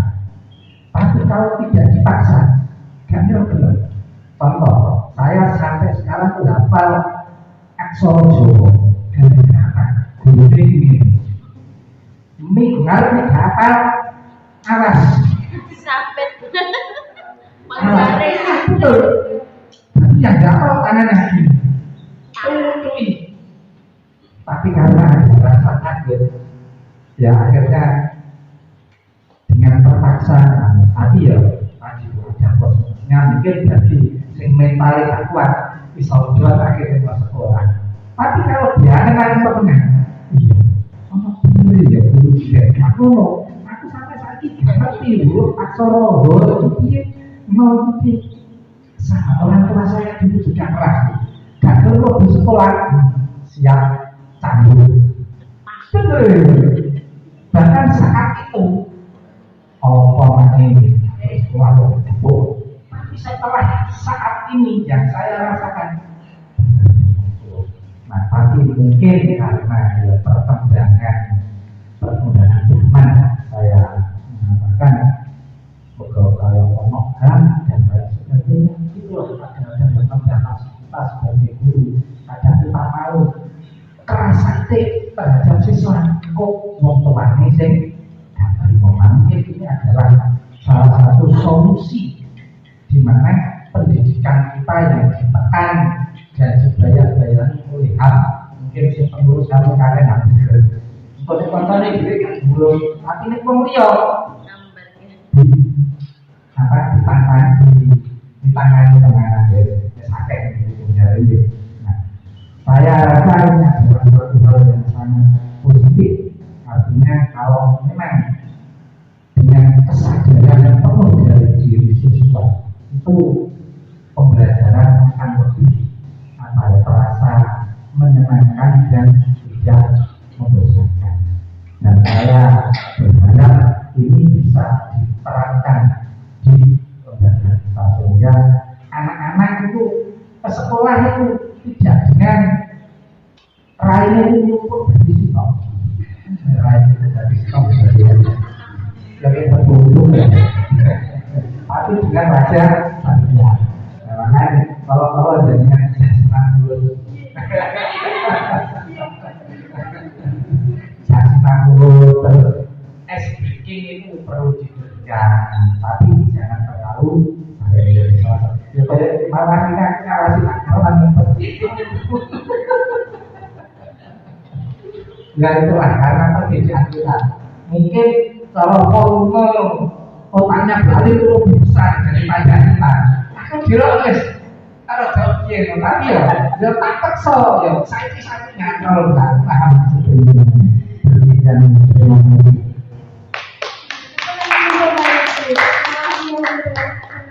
Pernyataan dan apresiasinya untuk paradigma pendidikan ini saya ingat paradigma pendidikan yang dikatakan oleh Gajah Dewantara bahwa pendidikan itu harus melihat kodrat keadaan. Nah, begitu. Kodrat keadaan itu dibagi menjadi dua, yaitu kodrat alam dan kodrat zaman. Nah, itu kodrat alam itu berarti di mana anak itu tinggal, jadi geografisnya. Karena kita tidak akan bisa mengajarkan anak itu yang tinggal di daerah pesisir sama anak di daerah pegunungan. Itu harus dikenakan dengan lingkungannya, sesuai dengan lingkungannya. Kalau mengajarkan kita misalnya habitat apa yang ada di sekitar kita, di sekitar lingkungan sekolah kita, itu alam yang ada di lingkungan sekitar. Kemudian kodrat zaman, kalau kodrat zaman kita tidak akan bisa mengajarkan anak itu sesuai dengan zaman kita dulu. Itu tidak, karena anak sekarang zamannya sudah berbeda, lebih banyak teknologi, maka kita memasukkan unsur teknologi itu sesuai dengan zaman kita. Saya yakin bahwa siswa kita itu jauh lebih menguasai teknologi dan maka supaya kita tidak kalah dengan murid kita harus terus mengupgrade ilmu kita agar kita bisa membimbing anak itu agar tidak sampai tergerus oleh yang namanya teknologi sehingga menjerumuskan mereka ke hal-hal yang tidak baik. Itulah sebenarnya kita sebagai guru harus selalu mengupgrade ilmu kita. Di pengembangan diri itu makanya perlu diperlukan sekali untuk agar kembalinya bukan ke kita saja tapi nanti ke anak, karena kebutuhan anak ke depan itu anak sekarang nanti pasti akan berbeda lagi kebutuhannya dengan anak yang akan datang, pasti akan berbeda. Nanti saya menangani kelas 2 yang sekarang ini mungkin yang memang berbeda dengan siswa saya yang sekarang karena sudah zamannya berbeda. Mungkin nanti akan ada pakai money ya, jadi membayar sudah pakai uang lagi, sudah pakai money ya, itu udah berbeda lagi. Zaman dulu kita jangankan handphone jangankan komputer itu kita harus selalu mengikuti perubahan zaman itu. Paradigma pendidikan berawal dari itu. Makanya kenapa kurikulum harus berubah? Karena kurikulum itu dinamis mengikuti perkembangan zamannya. Kalau kita menerapkan kurikulum yang lama terus sementara zaman ini berubah sedemikian dahsyatnya, maka tidak akan sesuai. Itu saja yang bisa saya katakan sambil mohon jika ada kurang tepat. Ada lagi? Ada ya? Ada? Sudah siap gue sudah. Satu lagi refleksi. Nah ini yang terakhir dari saya. Ini jadi monggo. Boleh pilih warna kesukaan Bapak Ibu. Saya ini Bapak Ibu memberikan refleksi tentang pembelajaran apa yang sudah saya sampaikan hari ini. Tidak usah diberi nama, tulis saja. Bawa pulpen, ada yang bawa, nanti ada bawa, monggo. Ada bawa, nanti bisa dipakai. Silakan tuliskan sebuah kalimat boleh, pernyataannya katanya boleh. Ya, apa yang Bapak Ibu dapatkan hari ini dan pembelajaran apa yang bisa kita terapkan nanti di rumah boleh di sekolah. Nilai-nilai apa yang sudah Bapak Ibu dapatkan setelah saya memberikan materi ini?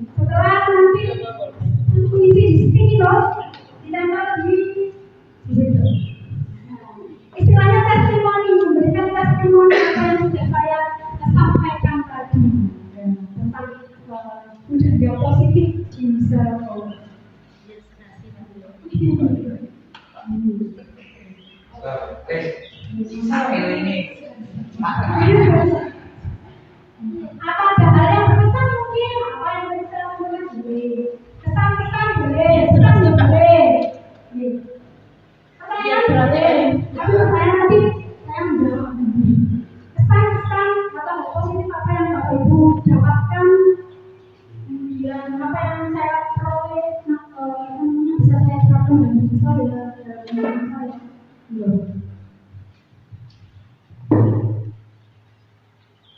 Yang harus diterapkan. Boleh. Saya perlu nilai apa yang bisa saya dapatkan boleh. Kesan saya setelah mengikuti ini apa boleh. Kesan saya untuk wanita ke depannya boleh. Itu saya juga boleh. Kesan saya boleh. Kesan hal positif yang bisa Bapak Ibu berikan untuk kemajuan lembaga boleh.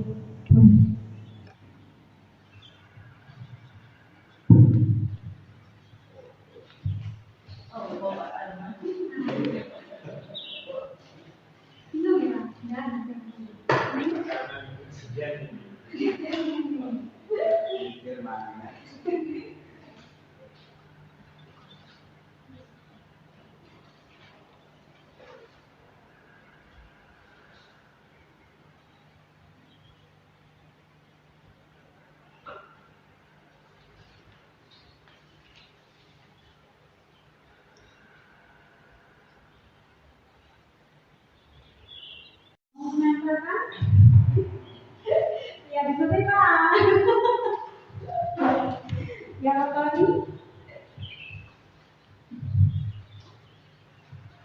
Mau sebelah kiri boleh, sebelah kanan boleh. Bebas menanggapannya.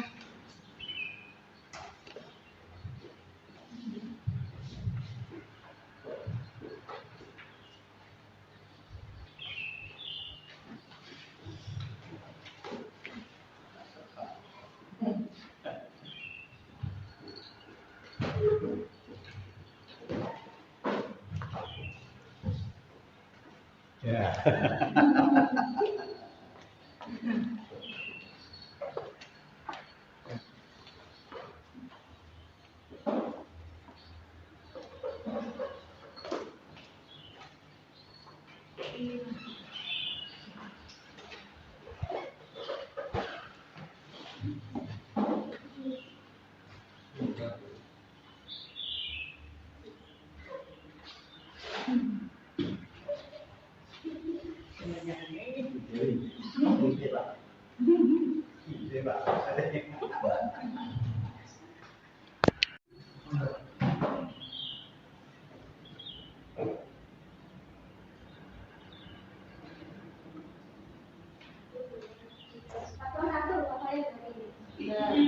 Yang memang aku. Iya. Tak ada. Ada apa?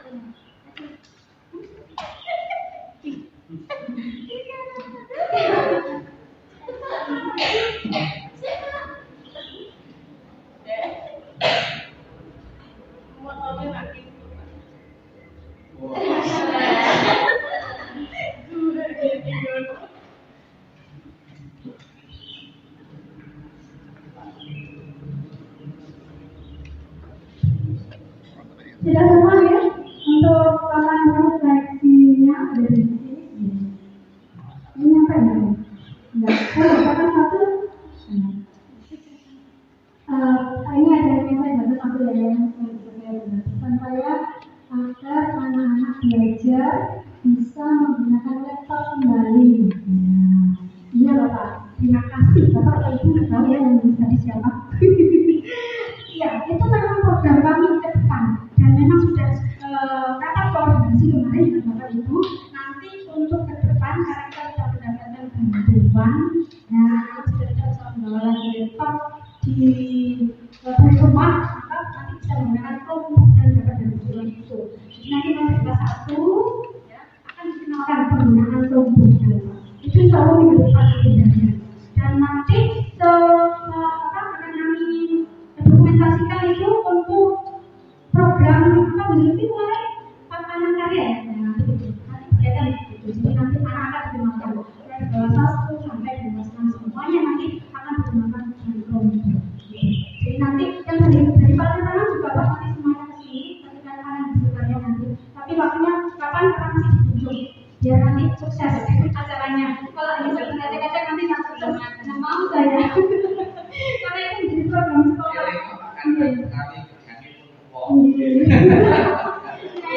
nanti itu menjadi project kita, project kelima.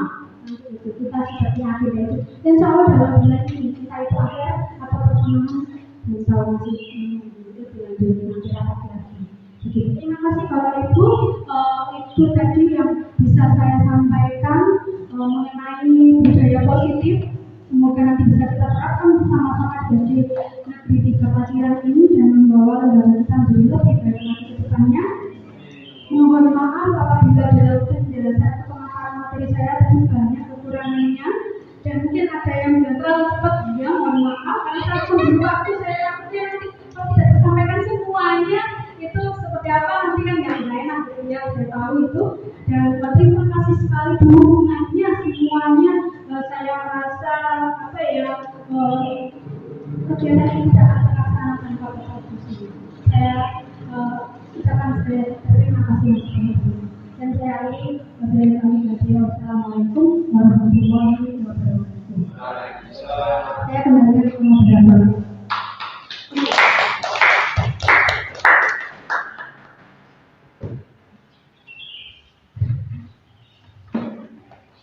Terima kasih kepada Bu Arifah selaku calon guru penggerak angkatan 7.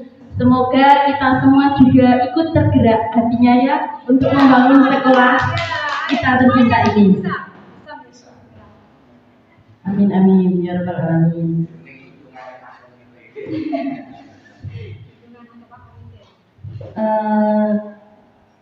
Sudah beberapa kegiatan kita lalui bersama-sama. Saya sebagai moderator mohon maaf apabila ada kesalahan dan kurang lebihnya saya juga mohon maaf.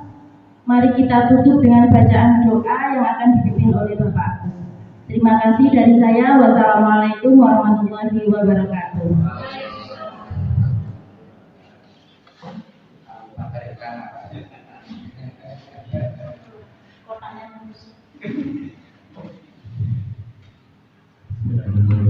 Assalamualaikum warahmatullahi wabarakatuh. Sebelumnya marilah kita berdoa kepada Allah Taala. Mudah-mudahan acara yang kita lakukan pada pagi sampai siang ini intinya diridhoi oleh Allah Subhanahu wa Ta'ala dan menjadi amal ibadah bagi kita semuanya. Inna Allah wa malaikatahu yusholluna 'alan nabi ya ayyuhalladzina amanu shollu 'alaihi wa sallimu taslima. Allahumma ighfir lil muslimin wal muslimat wal mu'minin wal mu'minat innal ahya wal amwat innaka sami'un qarib mujibud da'wat wa ya qabil hajat. Allahumma ighfir lana wa liwalidayna wal ikhwana alladziina sabaquna bil iman. Rabbana hab lana min azwajina wa dhurriyyatina qurrata a'yun waj'alna lil muttaqina imama. Rabbana zalamna anfusana wa illam taghfir lana wa tarhamna lanakunanna minal khasirin. Rabbana atina fid dunya hasanah wa fil akhirati hasanah wa qina adzabannar. Subhana rabbika rabbil izzati amma yasifun wa salamun alal mursalin walhamdulillahi rabbil alamin. Assalamualaikum warahmatullahi wabarakatuh.